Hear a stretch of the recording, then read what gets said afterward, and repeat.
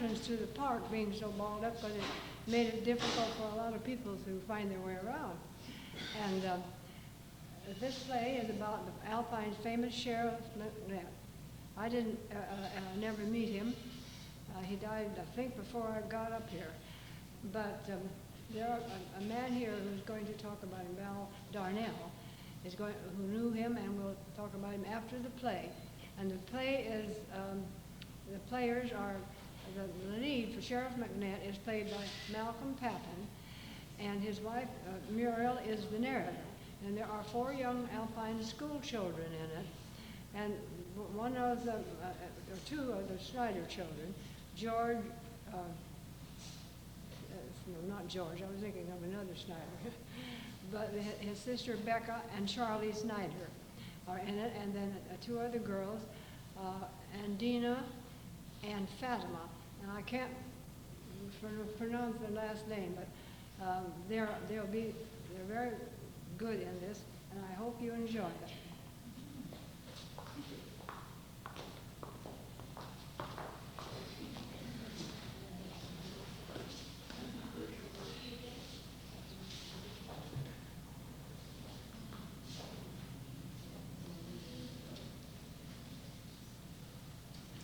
Today we are taking you back to the year 1927. The place is Alpine, at the home of Sheriff McNett, who was in his barnyard sharpening a hoe in preparation for spring gardening. The month is February, just a few days before the birthday of Abraham Lincoln. About 8 o'clock of a sunny morning. Whistling a tune as he works, McNett looks up expectantly as 2 school children, Rebecca and her little brother Charlie, come walking up to him. Well, hi there, Rebecca. Charlie, what are you doing out so early in the morning? We need to talk to you for a minute or 2, Sheriff McNett. Oh, what's the problem? Oh, it's no problem. Nothing bad anyhow. It's just that next week it's Abraham Lincoln's birthday at school. Oh, Charlie, it's not just at school. It's his birthday everywhere. And for school, we want to find out something about you, Sheriff McNett, because you are kin to Mr. Lincoln. He's your uncle or something.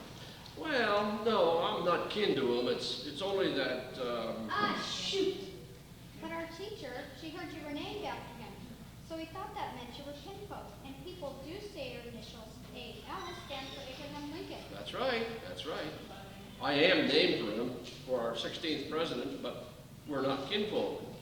You still want to know how come I was named for him, even though we're not family? Oh yes, please, Sheriff McNett. We'll be ever so grateful if you'll tell us.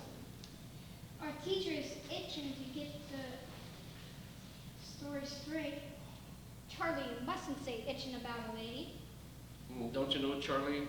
Ladies aren't supposed to scratch, so they just itch.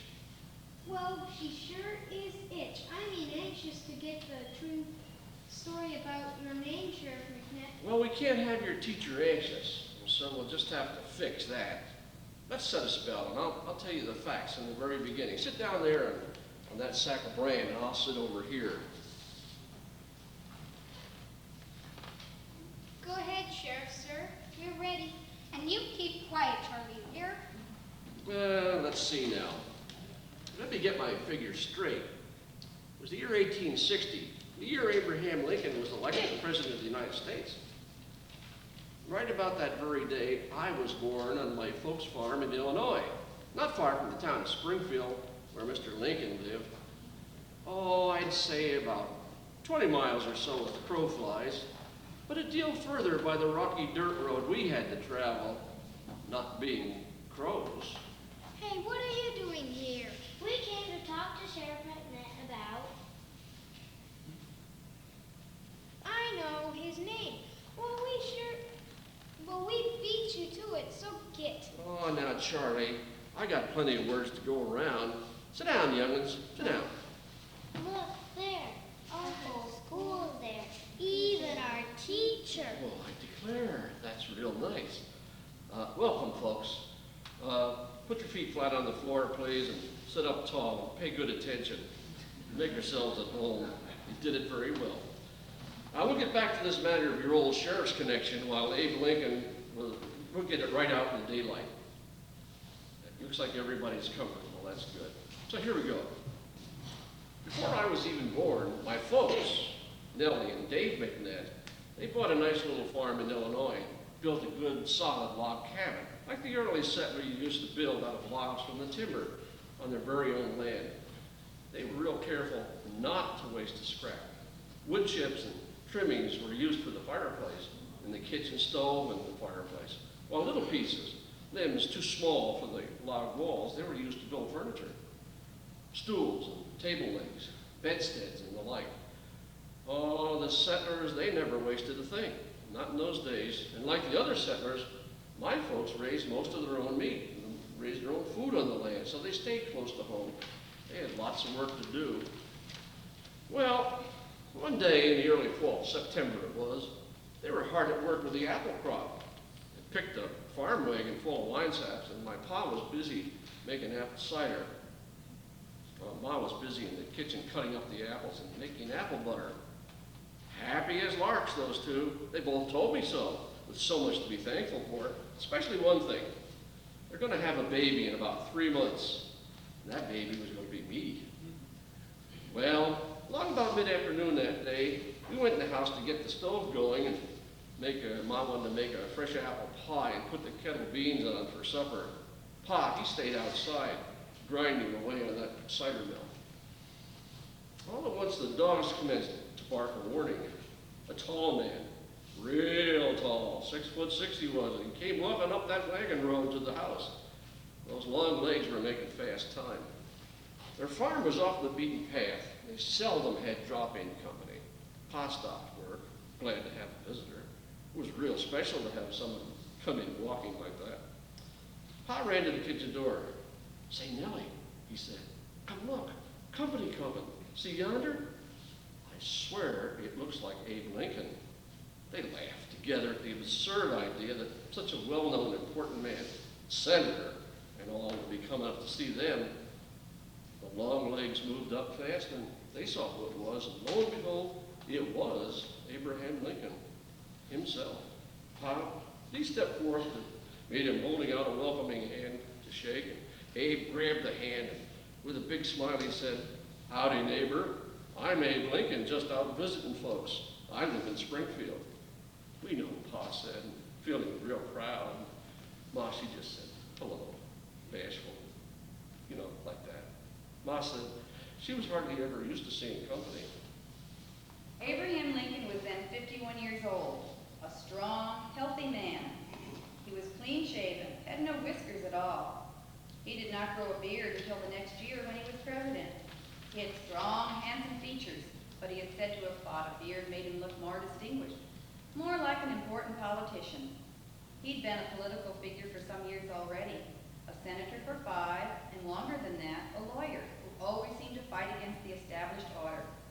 Although the young McNett seldom went to town, they managed to see newspapers from time to time, and Lincoln was often in print. The young McNetts invited the famous man to have supper with them and stay the night, which he gladly accepted. Sitting in the kitchen with him, Lincoln told Pa and Ma what was going on in Springfield. One good thing, they built a nice big schoolhouse. 4 teachers. One-room school, he said, would soon be a thing of the past. He spoke about their closest neighbors 7 miles away, said they were all fine. Best cow had twin calves, they were both heifers. It was a great time sitting and hearing the news from Mr. Lincoln himself. When Pa invited him to stay for supper, he said he would be sure glad to stay. He'd been smelling that apple pie baking in the good stuff. Finally, he got around to telling me he was running for president of the United States and was out campaigning for votes. He told them his ideas for the country, good life for all, for everybody. He was against slavery. He had fought hard to keep our territories and the new states from being open to slavery. He knew he had helped defeat that possibility. Made himself some powerful enemies and some powerful friends as well. I remembered how he said he was determined to see a better life for poor people, wanted laws and taxes to benefit them, especially freedom for all. One thing they often recall that he said, "A house divided against itself cannot stand." I believe this government cannot endure permanently half slave and half free. Later they learned that this was part of a famous speech he had made to a big crowd someplace or other. Well, the folks had a great visit with Mr. Lincoln that day in the fall of the year. Never forgot a moment of it. Next morning at breakfast, they were again treated to his gift of conversation. When he walked away to do some campaigning, they walked a piece with him and waved goodbye until he was around the curve and the bend of the road and was out of sight. Ma said to Pa then, "Dave, I believe that man is going to be our next president. Let's name our baby after him." "We'll do it," Pa said. "We'll do it. When he's elected, and like we think he sure will be, our baby boy, I'm sure he'll be a boy. It'll be Abraham Lincoln McNett." So that's the truth. That's the truth, folks. That's how I came to be named after our 16th president. That's a wonderful story, Sheriff McNett. It's a real important history connection for Alpine, enough to make Alpine itself famous. Did you ever see him again, Sheriff McNett? No, but my pa sent him a letter telling him that I was his namesake, and he sent a letter back to me. And it said thanks, he was honored, and all like that. He said for me to keep my name clean. All my life, I've kept that in mind. I bet you kept that letter. Sure did. Nearly wore it out, reading it as soon as I could learn to read, of course, and showing it around to folks. But then, when I was 9 years old, it was lost. It was burned up in a prairie fire in Kansas, where my folks had moved while I was still little. I can still see that letter, plain as day. Made a mark on my life, I'll tell you. Abraham Lincoln McNett, called Link by his friend, came to Alpine in 1889 with a wife named Priscilla and 4 children named Vernon, Lee, Josephine, and Mabel. They bought a nice piece of land and about 1906 built a good big adobe house, which is still standing on its hill south of Old Highway 80. Priscilla died in 1925 and is buried in the Alpine Cemetery. I like being Alpine sheriff, but that's not all I do. I also keep a farm, and I have 30 goats. I milk 30 of them a day.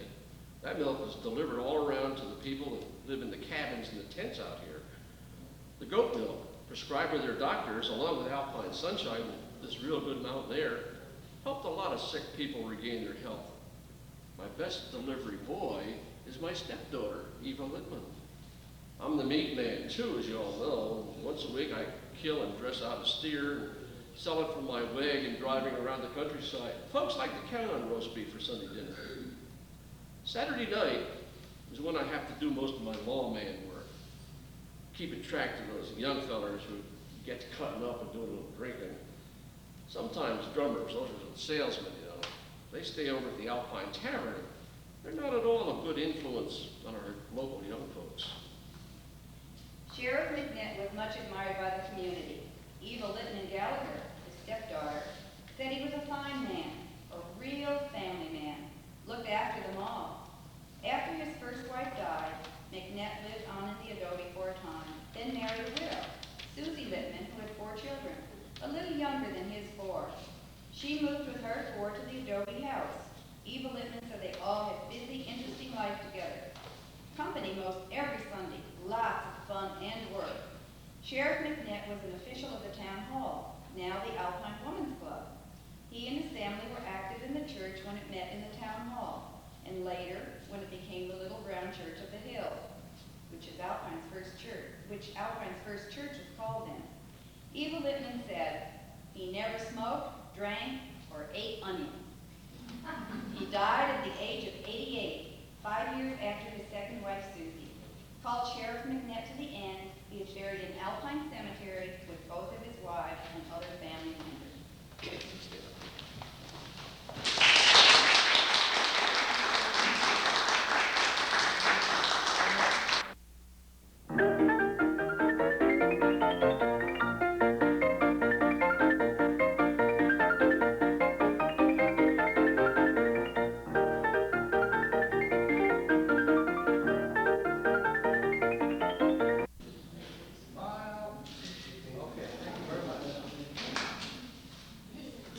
We broke it.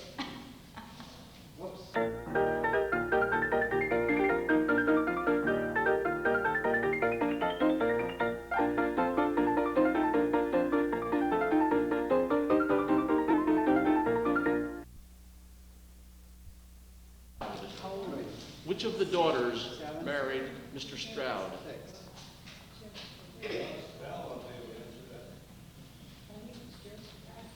Josephine, we think. Josephine.